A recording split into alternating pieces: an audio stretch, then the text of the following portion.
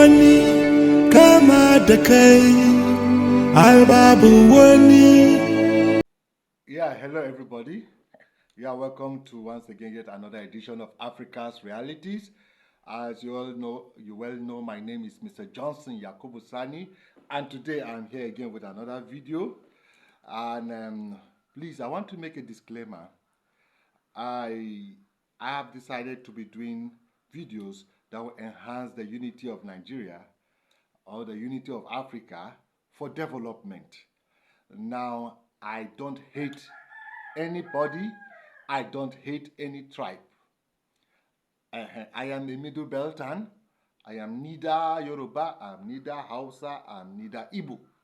I'm a Middle Beltan, and I want a nation like Nigeria. I want Africa to work, and I want Nigeria to work, because I have a family that one day I'm going to leave this earth, and they will leave, and they will live in a country. If they live in a country that is divided, it's not going to be very good.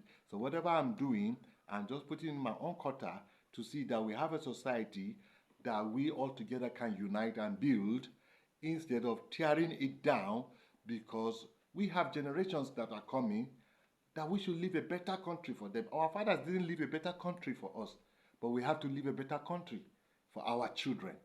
So whatever I do is for unity, because in fact what inspired this video that I'm going to do today is a lady friend of mine that inspired this video that I'm going to do today. And because when I do a video like this, she comes out, she abuses me that I'm a bigot, that I hate her tribe, I hate this, I hate this, I am this, she will call me all forms of names. This lady. And I think if this lady has this kind of mind, and if she has this kind of mind, there are a lot of people that will have same kind of mind. So please, I am not doing this because I hate anybody. I am not doing this because I hate any tribe. Please and please, this is a disclaimer. Once again, please subscribe to this channel and ring the notification bell, so that whenever I come with videos, you people will be the first to watch. Now, the topic of today, I'm going to tell a topic that has strained a relationship that I have with a very good friend of mine, and it's about the marginalization of the Igbos. We are Igbos. We are unshaken. We cannot be broken. We are still here. You marginalized us because you want to make us weak, docile, and scared. You said as far as you breathe, Biafra will remain an illusion. You also said, instead of an Igbo man to become the president of Nigeria, let the rope holding the foundation of Nigeria collapse before your eyes. If you are an Igbo man or woman, be proud of yourself, be encouraged, and always know this: the war has not ended yet. The fight is only getting started. I also want you to know this: the hatred they have for you is your strength, your hope, your voice, and your pride. And these are the reasons. The reasons why every tribe despises the Igbos is contained in this piece. Every tribe, which includes the North, the South, and the West, don't want to have anything to do with the Igbos. They don't want to associate with the Igbos. They don't want you to tag them with the Igbos. The reason is contained in this piece. It will surprise you to find out why the Igbos are the most hated in Nigeria. Now, before we talk about the marginalization of the Igbos, let's describe let's define what marginalization is.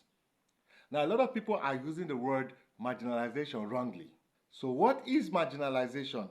Marginalization is being in the margin. And if you are in the margin, you cannot be in the center. If you are kept in the margin, you are definitely not in the center. So, if there are people, when they say they are marginalized, we say yes, they are marginalized, because they are kept in the margin and because they are not in the center. And if you talk of maybe South Africa during apartheid, they are marginalized.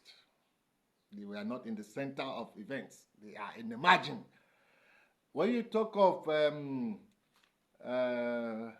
Palestinians, In Israel, yes, they are marginalized. They are not in the center.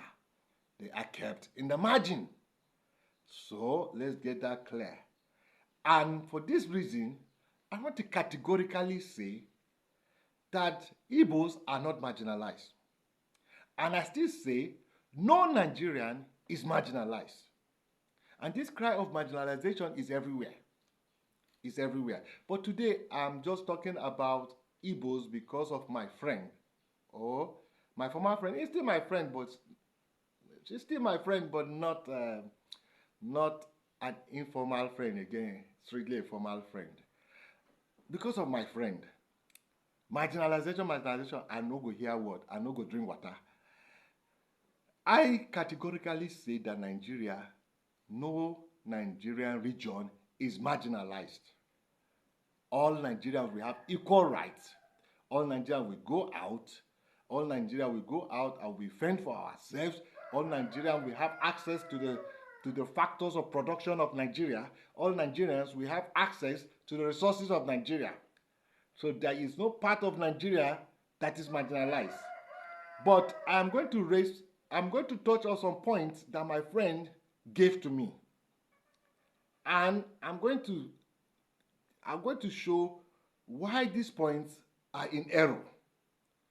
She gave these points to prove that Igbo are marginalized in Nigeria, Igbo are hated, that Igbo phobia, people hate Igbo, people this.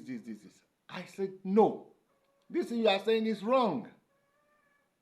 There is nowhere people hate Igbo. This is just an illusion of people who want to divide the country. They don't give people. And it's not only Igbos that are talking about marginalization. Hausa too. For your concern, Hausa too are talking everywhere that people have marginalized them. But no Nigerian has marginalized any Nigerian. So cry of marginalization said it's everywhere. But I just want to talk because of my friend with the passion that my friend carries this thing. To the extent that my friend has begun to influence me. I want to talk, I'll be scared. What would this friend will not say this friend will read it like this. I began to influence me. I have to cut that friend off because I don't like people who influence me in life. I like to be free to say my mind. The one person, instead of you to come and talk about the point, your own is to say, I am bad, I am evil, I hate this, I am wicked, we people this. I don't like that kind of argument. And so let's go on. Listen to my points. And I bet I'll be able to convince you that no one is marginalizing anyone in Nigeria. Now, before I go up, many people believe that the solution for Nigeria is breakup. But this thing has been there since Biafra War. After Biafra War, many years, everybody is talking about breakup. And since we've been talking about let Nigeria break up, Nigeria has not broken up. And since that time, if we had come together and say, okay, this is Nigeria, maybe we should just think, how do we build it? If we keep on crying, let it break up, we don't know when it will break up. If it doesn't break up in the next 50 years, that is how we will not build this Nigeria, and we'll be thinking of break up, and how can it break up? In fact, we are even becoming interwoven that it is very hard for it to break up. We are becoming interwoven. That it's very hard for Nigeria to even break up the way I'm seeing. From where will you divide the lines? People have gone to all regions, people have established in all regions, people have done everything. From where are you going to break up? So instead of crying or soliciting for breaking up or disintegration of Nigeria, let's think of how to build the country so that we have a very big country. And division is not going to build this country for us. Division will never build Nigeria. We have been divided for all the years, and nothing has been working in this country because of division. Look at countries who are not divided. There are a lot of countries, there are even people like Kenya, going to almost 60 million people, but they are a unitary system, and they are working. We even dissolved unitary system, and we went into federal system where each people have their autonomy, but we are still divided and we are still fighting where all powers are not in the center. There are states with powers. that can take care of the regional or the state affairs, but still we are divided. So, listen to my point. I want to take this point given by my ex-wife friend, who is now just my colleague. I want to say this. Now, the first point she gave was the Nigerian military. She said the Nigerian military are in Igbo land, just killing Igbos. They're going to people's home and killing Igbos, and they are killing Igbos everywhere, and it's like a gang up against Igbos, and military are sent to be killing and wiping out Igbos. I held my mouth. I said, what? And I say, what? Now, let's look at this. There has been insurgency in the north. We have had Boko Haram. Sorry, I don't want to dig old wounds. And I'm not saying this, I'm saying this out of unity, because of unity.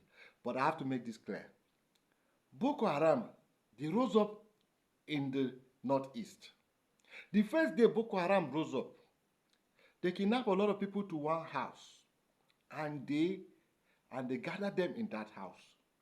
When the Nigerian authorities came, what they did, with the people that are kidnapped, with the kidnappers, they leveled the house and they buried them in the rubble. They buried them in the rubble. They now captured the leader of the Boko Haram and they killed him extrajudiciously. Now listen to this. I don't want to put videos. Before I dug up some videos to prove, but I don't want to prove big them because I don't want to be raising things that will just flare up things. So I will not put the videos. We have seen in this country where the Nigerian military went and mop people up, and they dug a very big pit, and they asked the people to lie down, and the people laid down, and they carried guns, and they were shooting the people and killing them, and they are pushing them into the holes. And this thing was videoed. And these people are northern people. Please, I'm not trying to be biased, because I'm going somewhere. And these people are northern people. And not one video, not two, different videos. Where the military will just pack them and come. They'll tell them to lie down. Lie down, all of them will lie down. There are videos, they were out there. Amnesty. And that was the reason Amnesty stopped President Goodluck Jonathan from acquiring weapons, because of those videos, where they were going to mop out the northerners and they were shooting them and killing them like that. Instead of taking them to be prosecuted, they were just filming and they were just lying them down and they were shooting and they were killing them and they were putting them inside a very mass grave. Many videos. And they say they are Boko Haram. That is another one. In fact, even recently, just last year, Nigerian military, in their fight against Boko Haram, now I have a video about it. In their fight, in my channel here, I have a video about it. In their fight against Boko Haram, they used the military drone to kill more than 200 Hausa worshippers coming from the mosques. And they bombed them and they killed them. And they bombed and they killed them. Why am I saying all these things? I am saying all these things is that instead of us to look at the modus operandi of our military, instead of us to question the processes that our military are using, no, we will now forget the pain of other regions and we now say it's our region, they are doing this. I am telling you, and I categorically say this, I haven't seen Nigerian military done what they did to the northern people in the quest of fighting Boko Haram that they done in Igbo land. Sorry, I'm not trying to say to be biased. This is me. I haven't seen them done up to the level they've done in the fighting, because they're even fighting the Boko Haram. It is plane that is flying up and down. Plane that cannot even choose who from who. So, if we want to talk, we should say the military are going the wrong way. But to now blanket and say the military is coming to destroy Igbos, they are coming to... Have the military gone to Igbo land before? Have we not believed it? Is there no reason that took the military to the Igbo land? Are we not in this country that people cannot even travel to their village in Igbo land? Are we not in this country where Imo State, you can't even walk on it? Are we not in this country where people, there's a government that said people can never go to sell their markets on Mondays, and they form government, and what is the difference? Listen, there is no difference between unknown gunmen and Boko Haram, and I stand to be corrected. There's no difference. The only difference is their scale of destruction, but everything is the same. Number one, they wanted secession. Boko Haram wants secession. Unknown government wanted their country. Boko Haram wanted their country that will be ruled by Sharia law. They went about killing and becoming insurgents. Same with Boko Haram, same with unknown government, they became insurgents. They made the environment insecure, same with Boko Haram and same with unknown government. And we all know our police, who are trained to take care of these things, are not well equipped. And we all know the soldiers, they don't have their own, not just command. So if we have a problem, now in this soldier set, there's no way we'll have a soldier that is comprised of only other regions that are not southeast region in our military, either as officers or as foot soldiers. There's no way. If the people that were lying people and shooting people, amongst them there were Igbo men that were killing the Hausa. If the people that are even in the north, in the south east, you think they are calling, there are Igbo people in part of the soldiers. When I told my friend like this, he said they are the betrayals of the Igbo. These are the betrayals of the Igbo. They are the... No, now let's be thinking holistically of a Nigeria. That is my point. Holistically of a Nigeria. If you don't think about yourself alone, think about other regions, you will think that there's nothing peculiar to what happened to you that has not happened to other regions. Recently, safe. We are here when a whole community was leveled down because 15 soldiers were killed. This didn't happen in Igbo land. So that happens to some other people's land. It happened in Benue. It happened in Odibayasa.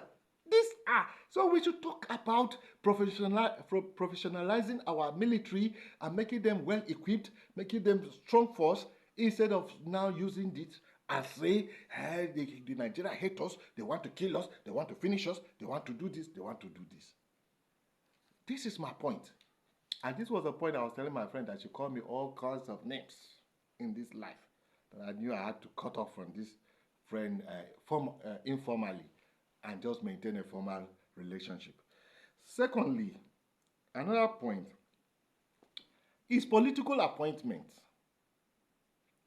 My friend was reading political appointments. She even said in the army, the Igbo, they don't rise. She said the Igbo have never, but let's face the truth. Let's face the truth. We have generals in the army. Don't we have Igbo generals in the army? We have generals in the army. Don't we have Igbo generals in the army? Now, my second point is this. Do we know that politics is different from career promotion? When people don't differentiate politics from career promotion, they get things mixed up. Now, if you say since we returned to this democracy, there has never been a chief of general staff that is Igbo. Chief of general staff, is this an army rank? Ask yourself. Chief of general staff is a political appointment. Now, I'm from Southern Kaduna. Since the coming of this democracy, we've had two chief of general staff coming from Southern Kaduna. Tanko Agwe is a Southern Kaduna man. Now, Christopher is a Southern Kaduna man. So are we trying to say Southern Kaduna we have dominated the military of Nigeria? No. In democracy, the leaders, they choose the people they can best work with. We cannot use political appointment as a yardstick for marginalization. Let's look at America. A Bush ruled America. Another Bush came and ruled America. Do we now say the Bush, they are marginalizing the entire America? I think politics is about how you build your connection, your bridges, how you play the game. I don't know. But we can never use political appointments as yardstick of marginalization. Whatever constitution has agreed for every region is given to every region. When they come to political appointments of a leader, he chooses people he can work best with. That is why you can even see that at a point, a junior rank soldier will just be taken and be given chief of general staff and making a lot of soldiers to retire. They have to retire because they can't answer sir to the person whom they are senior to. Is that not a political appointment? So can we use political appointment as yardstick of marginalization? When a Clinton can be president, another Clinton wants to be president, that is family. One family is bringing people, not even one region. We are talking about one family in a civilized country who know what politics is different from all these things. So what am I trying to say? We cannot use political appointment as yardstick for marginalization is wrong. Because political appointments are at the discretion of the political leader. Yes, we can advocate, put more of our people, But if you feel no, he can't work, he wants to work with this, these are the people he wants to work, these are his cabinet members, these are his inner caucus, so we can't question it now. So if you see, since the return of democracy, we've not had an Igbo chief of general staff. I know we've had chief of army staff. So I will still tell you, this is a political appointment. So I cannot use it as a yardstick for marginalization. Now, talking about presidency is still politics. This is still politics. So I believe politics is not given. Politics is taken. So anybody who believes he should stay and be given leadership and be given, no. He has to work to take it. So I think when we come to political things, we can't really say marginalization is the winner takes all. Is the majority have it? I don't know. So when we come to politics, we can't use politics as yardstick for marginalization. No. And then another point is that I am obedient to. Obedient was rigged out of this election, massively rigged. But rigging didn't start from Peter Obi. Rigging has, in fact, since the inception of Nigeria, one of the first things that the Zogu did the first coup was because of rigging. Since the inception of Nigeria, there has never been a free and fair election. So every election has been rigged. And Nigeria goes on. Now, do I believe that Obi was rigged because he's Igbo? No. And I say no. I don't believe because he's Igbo, he was rigged. I believe he was rigged because Buhari has done a lot of atrocities. There's a lot of rots in his government, and he must get an ally that will close his nyash. And he will do everything, manipulate the system so that his nyash is closed. So APC must do everything to give to APC. Because Buhari knows that if another party wins, what he did to PDP following Diziani up and down, following everybody up and down, Dasuki, following everybody, his own will be worse. So he had to give back to APC. So he had to rig and rig and rig. But I don't believe it's because he's an Igbo man that's why Obi was rigged. No. In fact, Buhari himself, since every election has been crying, I've been rigged, I've been rigged, I've been rigged. He did the election 3 times, the 4th time that he won. But he has been crying, I've been rigged. Everyone, even when Atiku came with Obi, Buhari was in power. Buhari rigged them out. So I don't think rigging is about tribe. No, rigging cannot be about tribe. So if people rig election, it's not because of marginalization. People rig election because they want to seize power by all means. Person that wants to seize power by all means, he goes about and rig in Nigeria. So I don't think it's about marginalization of a tribe. No. So that is what I believe. Sorry, I don't have apology for anybody that will call me a bigot, that will call me hater of this, hater of that. No, me, I'm just saying my mind, and I need the peace and unity of Nigeria. So what I'm calling for is, what I'm calling out for is we should talk about things that unite us. If the military are doing things wrongly, we should call out the military. We should call out. See, looking at regional, to continue to divide ourselves will not work. Because we end up continuing. Now, we don't have a one mouth, one front. The people who are milking this country dry, they have one mouth to forget. They come to tell us, it's this people, it's a lie. All of them, the bourgeoisie, they are the multi-billionaires, the embezzlers of this country. They are not divided. It is we. Instead of us to be united, to make sure that no, things must work for the betterment of all of us. It's division. Where will division take us? The division has not gotten the country everywhere. People in government will earmark money for the provision of this infrastructure. The infrastructure will not be provided. The money will be stolen. We cannot have one front to confront it because we are divided. We are very divided.